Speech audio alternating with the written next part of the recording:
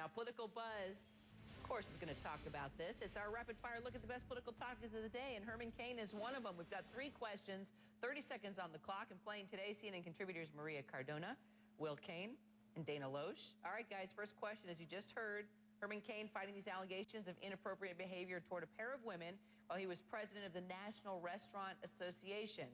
What do you think, Maria? Can he survive?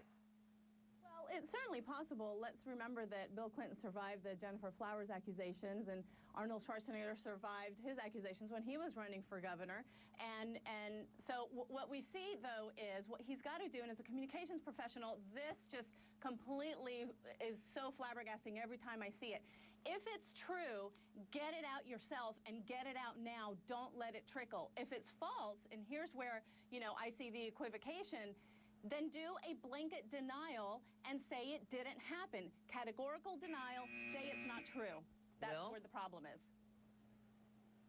This is sound.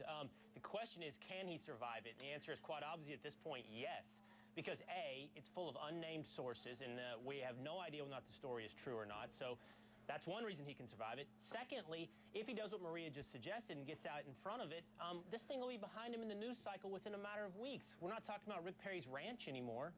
And third, we've seen many politicians, as Maria just said, whether or not it's Arnold Schwarzenegger or Bill Clinton, survive these kind of accusations. They definitely haven't proven to be campaign killers. So yes, he can survive this. Dana. I think it's really early to see, we need to wait to see what happens first. This is a very poorly sourced article, and I think that Herman Cain deserves to face his accusers, number one. Number two, there's a lot of variables in the story that don't make a lot of sense. The small settlements, so on and so forth, why the story has been around since the 90s and it's only coming out now. I do think it's incredibly interesting that this story comes out on a Monday after George Will's column on Mitt Romney on Friday, and the developing story about how Romney doesn't want to do any national media anymore. I find it all very suspicious. But the bottom line is that we've had John Edwards, we've had Bill Clinton, and we had Vera Baker with Barack Obama, and they all survived. All right, CNN's Candy Crowley asked Ron Paul about the potential for a third-party presidential run. Here's how he answered.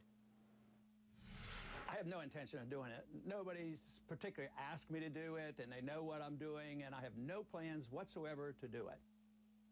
All right, if someone does ask Paul to run, should he do it? Will? No. Look, Ron Paul ran for president, what was it, in 1988 on the Libertarian ticket? His relationship since then with the Republican Party has been mutually beneficial. He's moved from somebody you would not remember in history. Does anyone remember Bob Barr or any of the other Libertarian candidates? To someone who's highly influential within the Republican Party. He's moved the entire platform in a Libertarian direction. To run on a third party now would simply set all of that behind and kill the Republican candidacy, no matter who it is. Maria? As a Democrat, I pray that he runs. Yes, Ron Paul run as a third party. Imagine how incredibly interesting that would be for all of us who do a lot of political commenting. I think it would be catnip for the media. It would be catnip for all of us. And as a Democrat, yes, please run, Ron Paul. We would love it. Dana?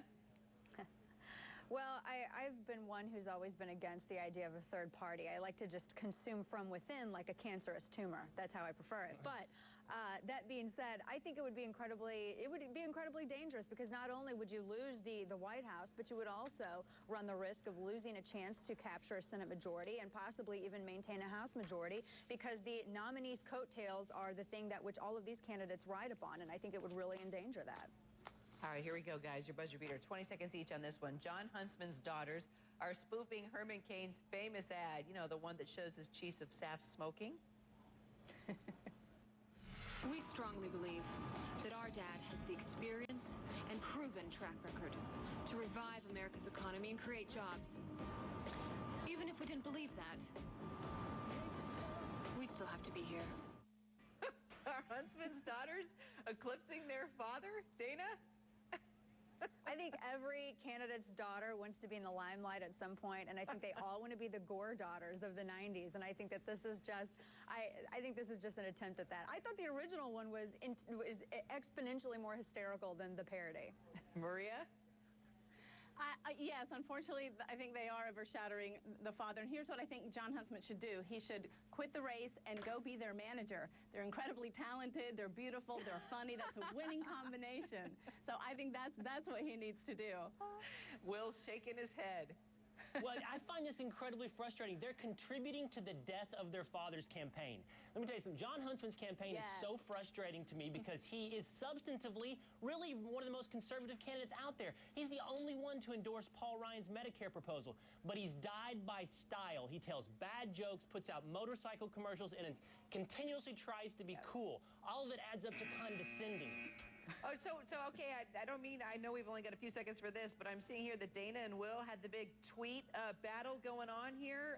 Looks like Dana. I don't want to talk all about the Cardinals. Will, all about Texas Rangers. Maria, you want to weigh in? Will, about your Rangers. Sorry about your Rangers, Will. Yeah, exactly. This is like I won't 2 or 3 pile on times in here. a I won't lifetime pile on. sports depression. Oh, geez. Sorry, Will. Gotta love it. All right, Maria. One you pitch, got a twice. team, Maria? You got a team? The Duke Blue Devils? Okay, there you go. Come on, Maria. Cardinals, you can say it. I know. Okay, yes, Cardinals. A lot of my colleagues were from Cardinals, so there you go. Sorry, Bandwagoner. Will. Women got to Easy stick now. together.